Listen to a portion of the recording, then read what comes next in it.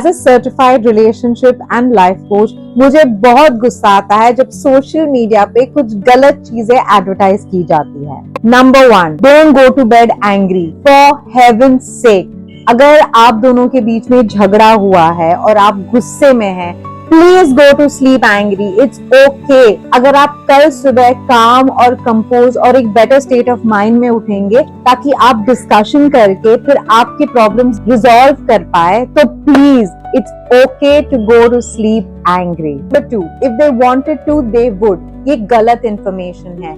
अगर उनको पता ही नहीं कि आपका लव लैंग्वेज क्या है या क्या चीजें करके आपको लव्ड फील होगा, तो फिर वो कैसे करेंगे?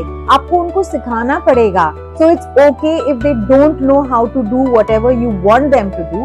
Teach them with love. Number 3, if it's right, it would have been easy. इतने झगड़े होते ही नहीं। This is wrong information. Her relationship में, चाहे वो भाई बहन हो, माँ बच्चा हो, पार्टनर्स हो, हर रिलेशनशिप में कॉन्फ्लिक्ट्स होते हैं। हर बार कॉन्फ्लिक्ट हो या झगड़ा हो, इसका मतलब ये नहीं है कि आप रिलेशनशिप छोड़ के भाग जाओ। इनफैक्ट आपको थोड़ी सी मेहनत करनी पड़ेगी। Relationships are messy, are complicated. कोई भी परफेक्ट नहीं है, हर इंसान में फ्लॉज होते हैं। एक दूसरे के बीच में हार्मनी लाने के लिए आपको एक दूसरे को समझना पड़ेगा, जिसके लिए वक्त लगता है। हर बार जब झगड़ा हो आप भाग जाएंगे तो वो रिश्ता कभी सक्सेसफुल हो ही नहीं पाएगा। फाइट्स, झगड़े, कॉन्फ्लिक्ट्स, ये सब नॉर्मल है, ये हम रिजॉल्व कर सकते हैं, भागने की जरूरत नहीं है।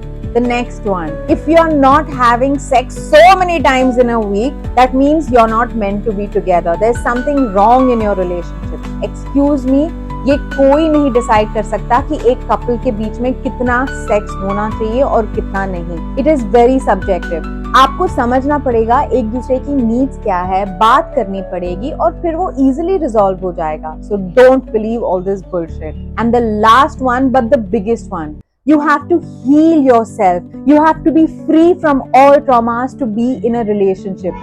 जी नहीं, एक एग्जाम्पल देती हूँ।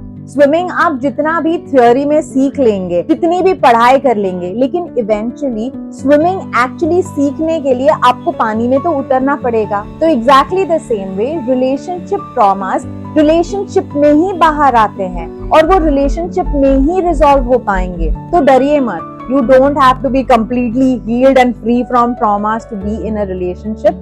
A couple can resolve their traumas and get over their past experiences by helping each other together. I hope you love my content. Don't forget to follow and subscribe. Lots of love.